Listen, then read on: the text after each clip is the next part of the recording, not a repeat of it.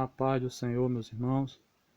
Estou aqui mais uma vez para juntos comentarmos a lição de número 13, que vai ser ministrada no dia 28 de junho de 2020, titulada A Batalha Espiritual e as Armas do Crente.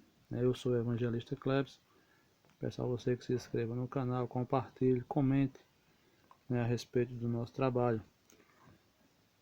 Essa leitura, essa lição, irmão, ela está baseada na lição da CPAD, que tem na sua origem a linhagem pentecostal. Então nós vamos fazer esse comentário baseado na linhagem pentecostal, né?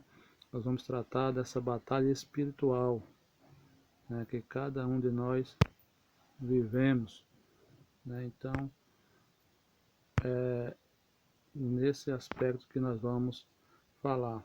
A leitura bíblica em classe, ela se encontra em Efésios capítulo 6, versículo 10 a 20. Nós não vamos ler porque do tempo, mas peço aos irmãos que leiam, meditem nessa lição, porque ela vai abordar todos os pontos da nossa lição. O objetivo geral é mostrar que o uso da armadura de Deus assegura a vitória no campo de batalha, da batalha espiritual. Os objetivos específicos são divididos em três. O primeiro é mostrar qual deve ser o preparo espiritual do crente para a batalha. Todo crente precisa estar preparado para uma batalha espiritual. O segundo é apresentar o campo de batalha espiritual. O terceiro é saber quais são as armas espirituais indispensáveis ao crente. O texto áureo ele se encontra em Efésios capítulo 6 e o versículo de número 11, que diz assim: revestivos de toda a armadura de Deus para que possais estar firmes contra as astutas ciladas do diabo. A verdade prática diz o seguinte: o uso da armadura de Deus assegura a vitória do crente no campo da batalha espiritual, né? Então nós vamos vendo aqui, baseando o nosso estudo neste sentido. A nossa introdução, ela diz o seguinte: ao finalizar a epístola aos Efésios, o apóstolo convoca a igreja para lutar contra as forças espirituais da maldade. Nessa batalha, a fim de suportar os ataques e se manter firmes na marcha contra o mal, os soldados de Cristo precisam revestir-se de toda a armadura de Deus. É o que veremos na presente lição. Então nós vamos vendo aqui, irmão, que o apóstolo Paulo, depois de mostrar aos Efésios o padrão cristão para vários aspectos da vida cotidiana, o apóstolo Paulo conduz-nos para dentro de um ambiente de guerra, né? E a gente observa que não se trata de uma guerra comum, física ou política, mas de uma guerra espiritual, em que se luta com armas espirituais, né? Então, se você vai lutar com armas espirituais, já está afirmando que essa luta é também de cunho espiritual, né? Então, vamos lá. No primeiro ponto ele diz o seguinte: o preparo espiritual do crente para a batalha. Fortalecidos no poder do Senhor. A expressão da forma passiva, fortalecei-vos no Senhor, de Efésios 6,10, indica que não temos poder em nós mesmos, né? Isso fica claro que se dependermos de nós, da nossa força, para lutarmos uma batalha espiritual, com certeza seremos derrotados, porque em nós não há força nenhuma, né? Nós temos força em Cristo, né? Então trata-se desse fortalecimento aqui, significa fortaleza no Senhor, né? Tornar-se forte. Ninguém poderá entrar numa batalha enfraquecido. O convite do apóstolo implica na busca do poder espiritual, que capacita o crente a enfrentar o inimigo no campo de batalha. O texto nos indica que tipo de fortalecimento e qual é a fonte desse poder. Observe que o texto deve ser interpretado espiritualmente. Não se trata de um fortalecimento físico, mas espiritual. Em resumo, significa que não temos em nós mesmos nenhum poder, mas em Cristo, né? Então a gente observa aqui que para lutar essa batalha, o cristão ele não vai se valer do seu curso de teologia, do seu curso de hebraico, curso de aramaico, do anel que está no seu dedo, não. Essa, essa aí são armas ineficazes para esta batalha. Entretanto, Deus ele dispõe para nós as armas eficazes, né? As armas espirituais são eficazes para lutarmos essa batalha. Esse excelso poder nos é conferido pela comunhão com Deus em Cristo por meio do Espírito Santo. O texto diz: fortalecei-vos no Senhor. Implica um fortalecimento de nossa posição nele, isto é, no Senhor. Estamos nele, posicionados nele, como os membros estão no corpo. Tal força procede do poder de Deus, como diz o texto, como afirma o texto, né? Na força do seu poder. E esse poder e força se encontra na fortaleza do Senhor. Portanto, nós somos fortalecidos no Senhor em Cristo por meio do Espírito Santo. É o que nós estamos vendo aqui nessa passagem. Por isso, precisamos estar fortalecidos por meio da renovação da mente, né? A mente precisa estar renovada, né? Por meio da nossa vida que precisa ser transformada e viver agora uma vida em santidade e ser cheio do Espírito Santo, né? Esses são essas são instruções que Paulo traz para que o crente esteja sempre se fortalecendo em oração, consagração, lendo a palavra, jejuando, ou seja, se enchendo do Espírito Santo, né? A vitória não pode ser alcançada por outro meio. Não existe outro meio de vencermos uma luta espiritual, uma batalha espiritual, senão com armas espirituais, né? Conhecer as Escrituras sem a devida obediência, frequentar os cultos sem a genuína convenção, não são suficientes, né? A gente observa que esse fortalecimento não se resume apenas em ir ao culto, né? Sem a devida obediência, isso não adianta nada, é tempo perdido.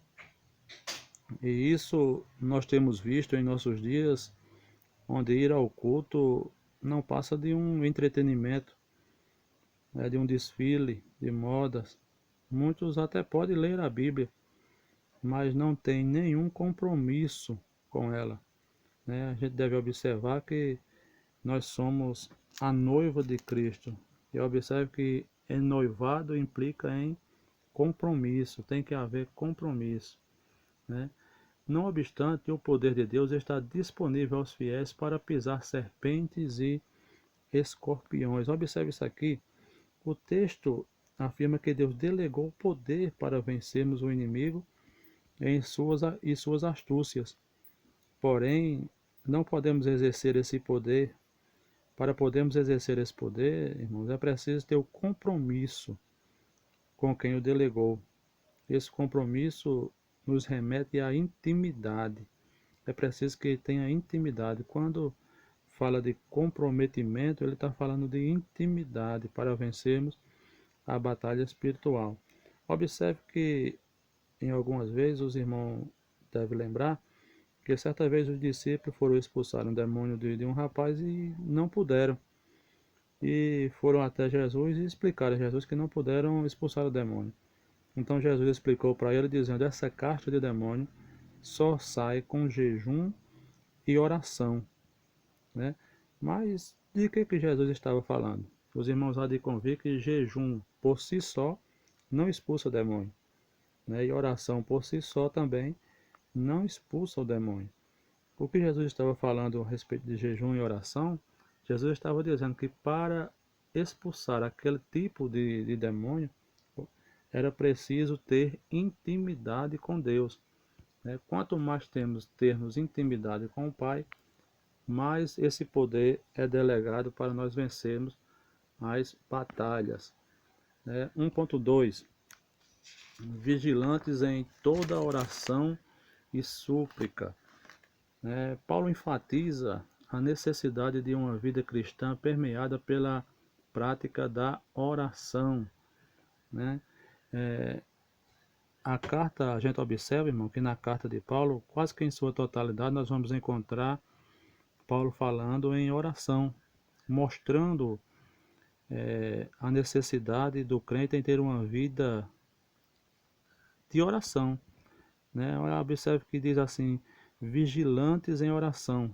Isso aqui significa que o crente não pode ser vacilante ou relapso quanto à oração, né? Mas ser vigilante, ver que precisa estar vivendo em oração. Não é possível entrar em combate sem a cobertura de tão preciosa arma espiritual, né? Que esse poder está, nós vemos aqui, irmão, que esse poder está delegado a cada um de nós, né? Vemos que a oração é válida para todos os meios da nossa vida, né? Toda e qualquer batalha requer preparação e estratégia. Ninguém se lança numa luta despreparado. Essa preparação conta com a arma indispensável para o sucesso do crente, que é a oração. Se até mesmo o próprio Jesus ele não foi vacilante quanto à oração, ele orava incessantemente, quanto mais nós precisamos viver essa vida de oração. É o contrário do que a gente temos visto, mano, nos cultos. Culto de oração é o culto que você conta quantos crentes tem na igreja, né? No domingo não cabe ninguém, mas quando é culto de oração, é pouca gente, dá para a gente contar os crentes que são comprometidos com a oração, né? Tem um passeio, certo pastor, ele falava e dizia: eu conto quem é os crentes da igreja, os crentes de verdade, é no culto de oração. A expressão orando em todo o tempo, com toda oração e súplica no Espírito, significa clamar pelo favor divino em qualquer circunstância e oportunidade, né? Vemos aqui a palavra orando, ela está no gerúndio, né? O que dá a ideia de continuidade da ação. Podemos concluir que a oração faz parte permanente de todo o equipamento de guerra. Orar em todo o tempo é orar incessantemente, é estar todo o tempo pronto para a comunicação com o Senhor. E a vida de comunicação é a vida de comunicação sem fios para falar com Deus. Segundo Colossenses 4:2. Podemos orar em várias circunstâncias, irmãos. A gente pode orar andando, trabalhando, fazendo qualquer outro tipo de atividade. Não significa dizer que você vai dobrar o seu joelho, vai parar o trabalho e dobrar o joelho, não. É oração no Espírito, como diz a palavra, né? Efésios 6:18, é oração no Espírito. Você pode estar fazendo qualquer uma atividade e o seu Espírito está ligado ao Espírito de Deus, né? Esse clamor deve estar acompanhado de vigilância, né? Pois esta preserva o crente das astutas ciladas do diabo. Orar sem ter vigilância é mesmo que tornar a oração ineficaz, né? A oração deve ser acompanhada de vigilância, pois não adianta orar sem vigiar, para podermos evitar qualquer coisa errada durante o nosso dia, que pode ser uma armadilha diabólica para nos derrubar e nos tirar da nossa posição diante de Deus, ou até mesmo nos desanimar em relação às promessas de Deus para a nossa vida. Portanto, devemos ter cuidado, pois o diabo pode armar para tirar o crente do foco, da visão, né, do alvo que é Cristo, né? E para isso ele pode usar qualquer um que queira, que dê lugar para ele, irmão. O que eu costumo dizer, Deus usa quem quer e o inimigo usa quem dá lugar para ele.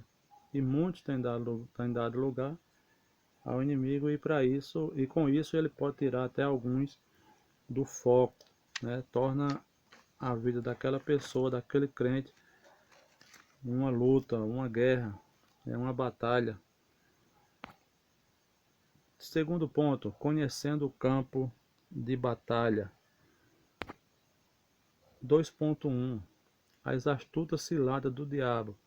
A expressão cilada do diabo de Efésios capítulo 6 e o verso 11 indica as armadilhas articuladas perversamente pelo reino das trevas, né? Observe o que diz em Efésios 6:11. O apóstolo diz assim: vistam toda a armadura de Deus para poderem ficar firme contra as ciladas do diabo, né? A lição aqui é que o crente precisa estar equipado para lutar. O lutador precisa conhecer as ciladas do diabo. A expressão astutas ciladas pode ser explicada por métodos artificiosos ou meios de engano. Esses artifícios são ciladas perigosas que surgem com ares de inocência, né?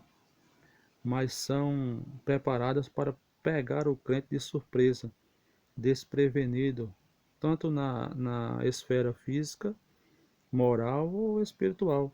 É preciso estar atento, né, irmão? Nós precisamos estar atentos, porque o diabo ele tem essas sutilezas e lança, ele não vai se apresentar a você algo ruim, ele não vai oferecer a você algo ruim. Ele vai oferecer o que aparentemente é bom e com a melhor das intenções, mas no entanto, como diz a palavra, o caminho perverso no final ele é de ruína, né? Ele é de ruína. O líder desse reino é identificado como Diabolos, que significa caluniador e acusador. Está lá em Mateus capítulo 4, versículo 1, João capítulo 8, 44 e 1 Pedro capítulo 5 e o verso 8. Astutas ciladas do diabo. Esse versículo identifica pessoalmente o diabo como o inimigo número um dos remidos, né? Quem é ele? Quem é o diabo, né? A Bíblia mostra para nós, o diabo é um querubim caído, segundo Ezequiel 28, 12 a 17. Ele é o chefe geral de todos os anjos caídos, né? Ele é o chamado príncipe deste mundo, João 12, 31, o Deus desses séculos, segundo Coríntios 4, 4, né? É o grande dragão, a antiga serpente, etc. A Bíblia mostra muitas nomenclaturas para o inimigo.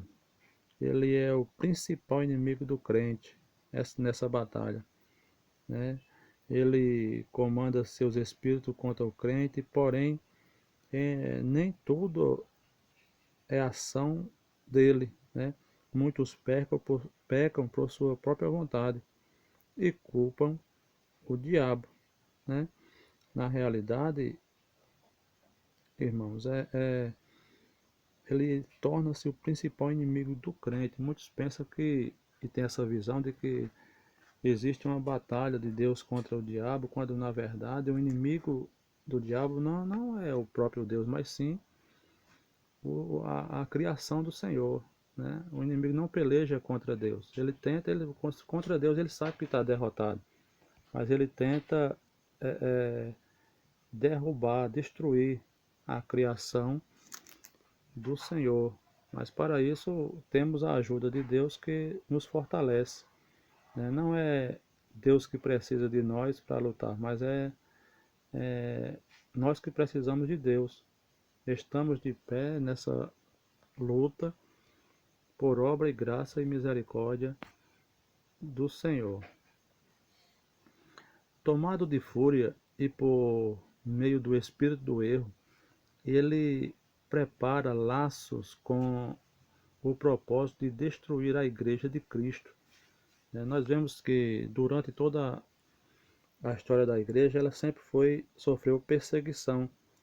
Né? Houve um tempo em que ela foi perseguida por fora. Né? Por fora o apóstolo Paulo foi um dos perseguidores que tentou destruir a igreja por fora. Logo depois, o inimigo tentou implantar a mentira, né? O pecado dentro da igreja, como fez com Ananias e Safira. Né? E assim por diante. Hoje ele vem tentando ridicularizar a igreja, com falsos crentes, falsas profecias, falsos professores, falsos mestres, como diz a própria palavra. Tudo isso aí são ardis de Satanás, né? Outros inimigos dessa batalha são as hostes espirituais da maldade. Essas hostes são classes de espíritos caídos. O reino de Satanás é organizado, né, em hostes especiais, que são os escalões de Satanás. Os primeiros são os principados, os segundos as potestades, os terceiros príncipes das trevas. Então, como vemos, existe um exército montado e organizado contra a igreja e contra cada crente individual, né? Mas não vencerão o povo de Deus, porque o próprio Cristo afirmou em Mateus 16:18 que as portas do inferno não prevalecem contra a igreja do Senhor. Algumas de suas astúcias são: primeiro, confundir a mentira com a verdade.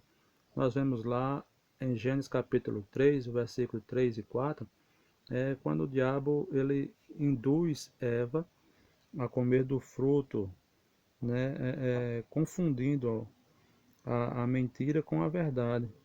Deus falou que eles iriam morrer, mas não naquela hora, né, que eles iriam perder o privilégio de vida eterna. Eles tinham uma vida eterna, né? E Deus disse: a partir daquele momento vocês iriam perder a vida eterna. E o diabo disse: não, você não vai morrer. Então ele confundiu a mentira com a verdade. Segundo aqui é deturpar a escritura. Deturpar as escrituras. A gente observa que ele teve o atrevimento, irmãos, de tentar a Jesus usando a própria palavra, mostrando que para nós que eles entendem, que eles conhecem a palavra. Né? O terceiro é dissimular e induzir a dissimulação. Né? Em 2 Coríntios capítulo 11, do versículo 13 a 14, está escrito assim: pois homens são falsos apóstolos, pois tais homens são falsos apóstolos, obreiros enganosos, fingindo-se apóstolos de Cristo.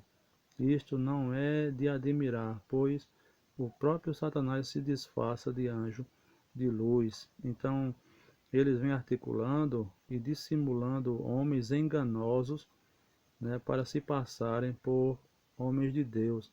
E isso nós temos visto nos nossos dias, o quanto tem surgido desses falsos homens de Deus. Né?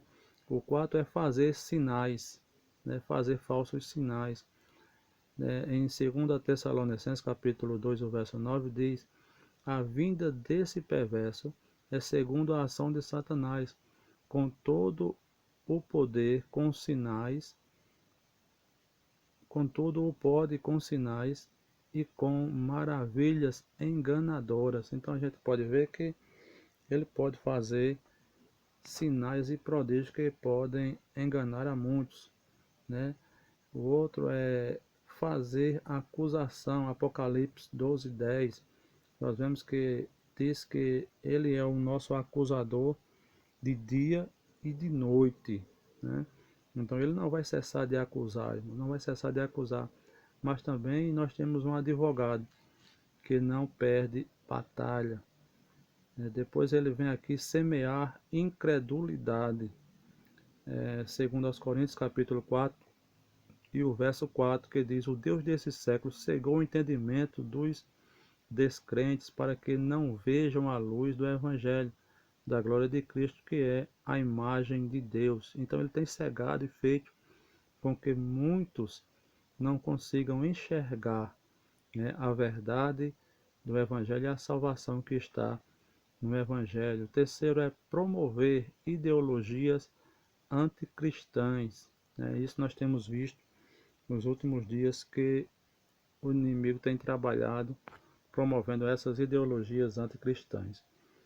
Diante desse quadro, o texto sagrado ordena revestivos de toda a armadura de Deus, né? Portanto, tomai toda a armadura de Deus. O apóstolo ordena a posse dessas armas, com o imperativo: tomai. Ele não ordenou que se fizessem as armas, mas que se tomassem as armas existentes. Não há o que nos possa preparar, o que nós possa preparar. As armas existem e estão à disposição dos remídios, né? Então essas armas aqui, irmãos, elas estão à nossa disposição. Basta que a gente vá buscar essas armas e nos revista, porque quer queira ou quer não, estamos vivendo em uma batalha. O conflito contra o reino das trevas. Paulo enfatiza que esse conflito não é contra a carne e sangue, Efésios 6:12. Quando o texto fala de carne e sangue, está falando de homens, né? Então a nossa luta não é contra os homens, principalmente contra nossos irmãos, né, da congregação, né?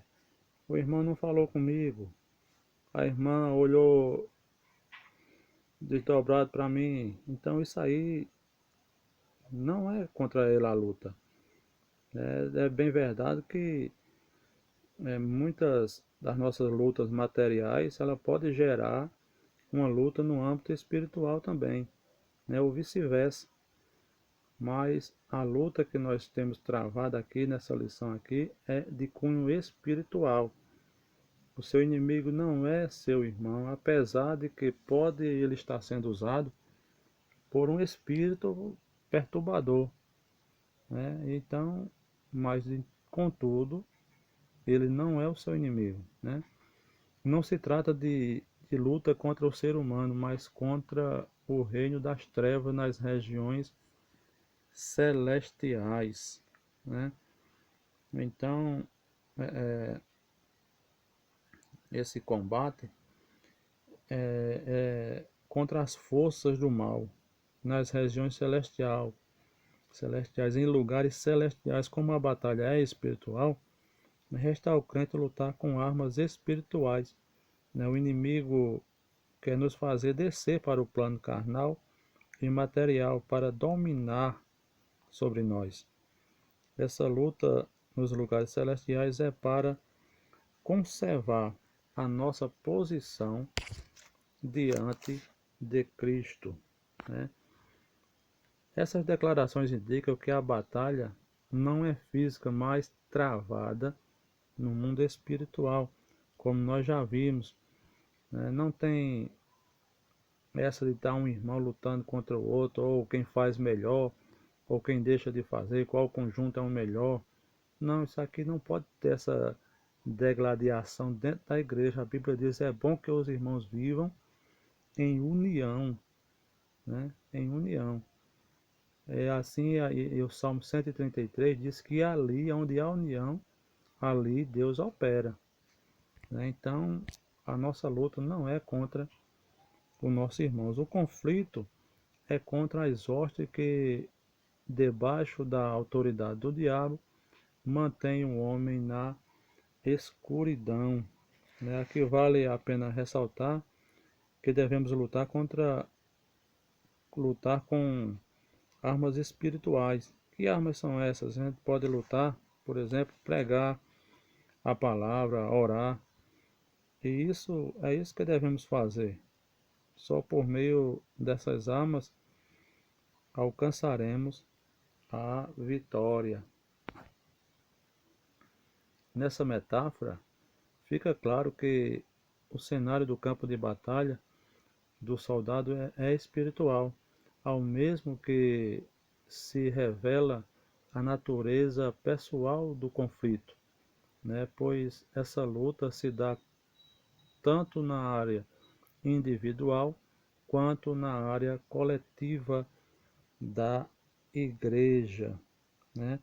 Vemos aqui que essa batalha é espiritual e tanto individual quanto coletiva, ou seja, do crente na sua vida cotidiana, no quanto em oração, quanto à igreja como corpo de Cristo, intercedendo uns pelos outros, né? Então nós devemos ver que essa batalha ela pode ocorrer na vida de um indivíduo, né, como também na vida da igreja no seu coletivo. Mas quanto à igreja precisamos estar unidos em um só propósito, orando uns pelos outros. 2.3 as agências das potestades do ar. Paulo identifica as forças do mal que marcham contra a igreja como principados, potestades, príncipes das trevas destes séculos e hostes espirituais da maldade. Paulo agora descreve e classifica essas forças do mal. A gente observa que esses seres são caracterizados por três aspectos. Eles são poderosos, eles são malignos e são astutos. Temos aqui, a Bíblia afirma que todo o poder pertence a Deus, né? Porém, o poder aqui escrito é o poder inferior, né? A gente deve observar quando fala que eles são poderosos, que esse poder é inferior, que precisa de uma segunda ordem de permissão para agir. Vemos isso na história de Jó, né? Nós vemos na história de Jó, quando ele fala aqui que eles são poderosos, né? Sendo eles poderosos, mas esse poder ele não é absoluto. A Bíblia diz que quem tem esse poder, todo o poder no céu e na terra, é somente Deus. E quando o inimigo vem agir, é com a permissividade ou com a permissão de Deus, né? E isso fica bem claro. Eles são malignos, né?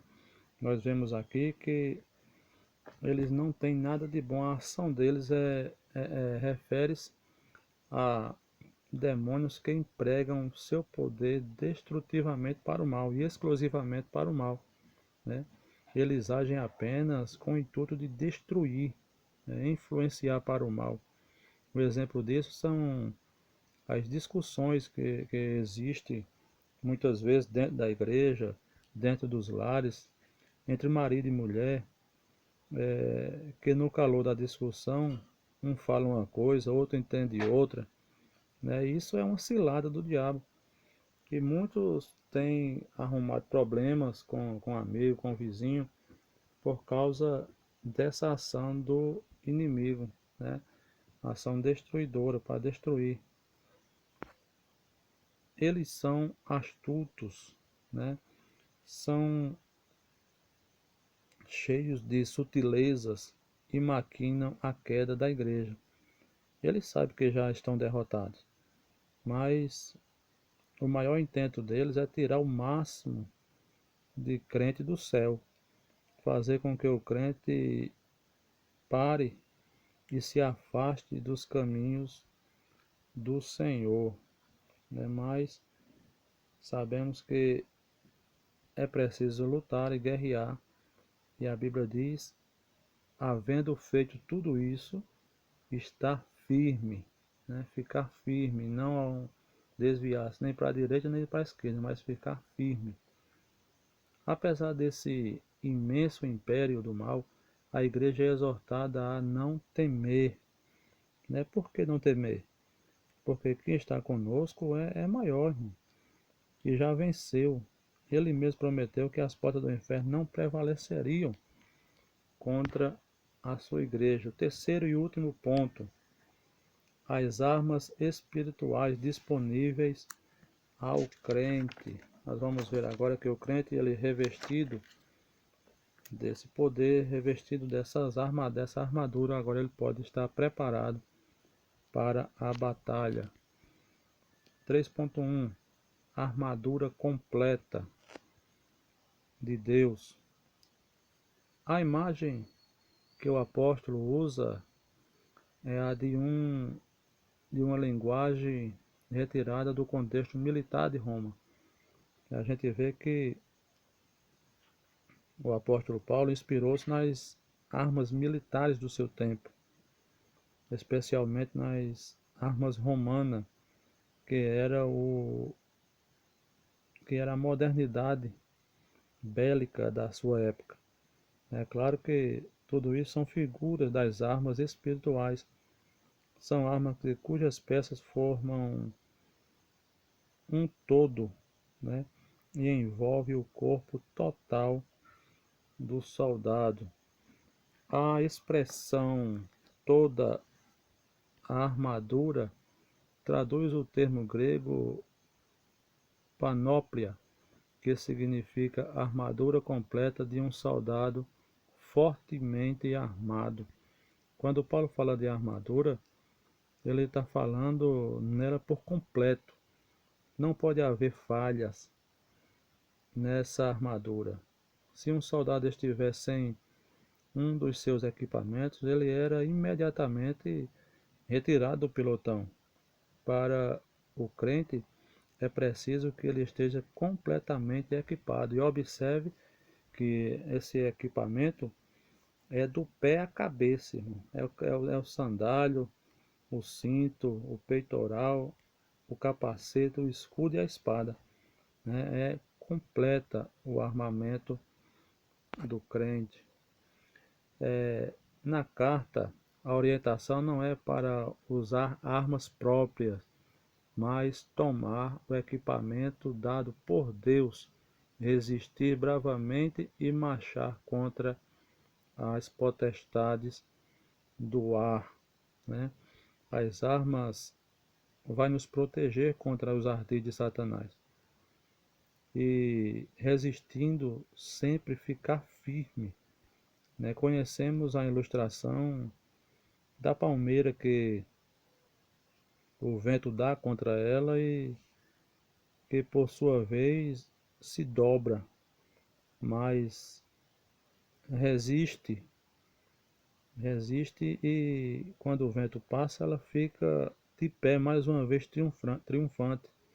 Assim é o crente. Aliás, o crente fica forte quando ele se põe de joelho, né? Quando ele se dobra na presença de Deus. 3.2 As armas indispensáveis de defesa.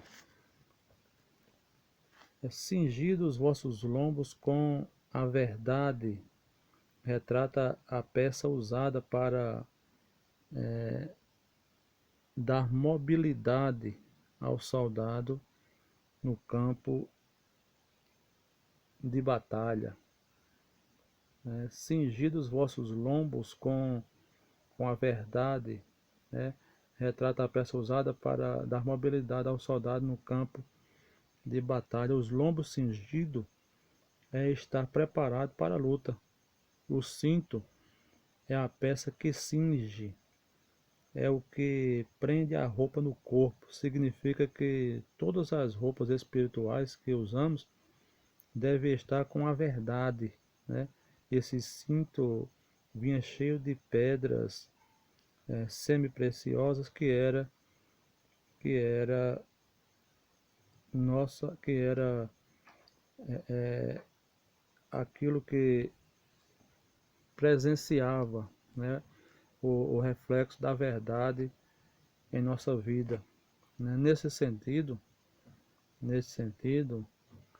faz referência à verdade, né, da doutrina de Cristo e à integridade do soldado em Efésios, em 2 Coríntios capítulo 13 e o versículo 8. Vemos aqui que a vida cristã deve estar pautada na verdade, porque com a verdade, que é Cristo, segundo a sua afirmação em João 14,6, eu sou o caminho, a verdade e a vida. Quando estamos na verdade, temos segurança no que falamos, no que fazemos. Pilatos certa vez perguntou o que era a verdade e não sabia que ele estava diante da própria verdade que era o Cristo, né? Vestido a couraça da justiça. Trata-se de uma malha impenetrável de proteção dos órgãos vitais, né? Essa malha é a principal finalidade da couraça é defender, isto é, proteger o peito, né? Proteger o peito e os órgãos vitais, né? A couraça deve permear a vida e os atos do cristão. A justiça aqui se une à verdade. A couraça protege das setas mortais do inimigo, né? Então é preciso que se esteja revestido com essa couraça da verdade, né? Calçados os pés na preparação do Evangelho da Paz, confeccionado em couro, e a meia bota tinha solas cravejadas para dar estabilidade. Os calçados são importantes para os pés do lutador na guerra. Nos tempos romanos, os soldados usavam um tipo de sandália com cravos na sola que ajudava a não deslizar. Portanto, o significado da expressão de Paulo tem a ver com segurança da mensagem que pregamos, né? O Evangelho é poder de Deus, né? E refere-se à firmeza que o Evangelho proporciona e à prontidão do soldado em testemunhar de Cristo, né?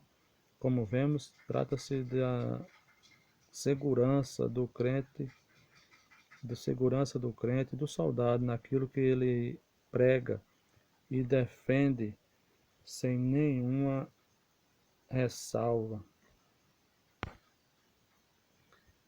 4. Tomando sobretudo o escudo da fé, logo